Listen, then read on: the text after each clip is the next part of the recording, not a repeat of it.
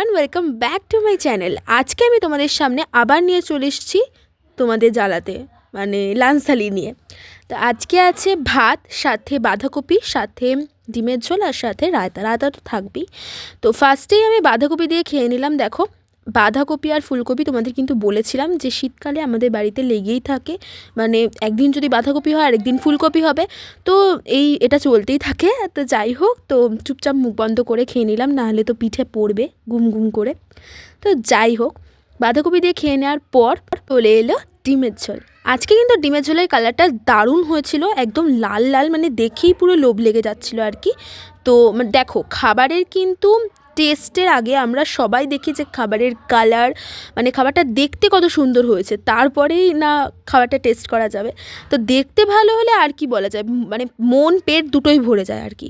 তো আজকে সেরকমই ডিমের ঝোলের কালারটা হয়েছিল, আর ধনেপাতা পড়েছে তো টেস্টটা আরও বেড়ে গেছে। শীতকালের এটাই একটা ফায়দা। তো ডিমের ঝোলটা ডিম দিয়ে খেয়ে নিলাম, রায়তা। তো তোমাদের কেমন লাগলো জানিও।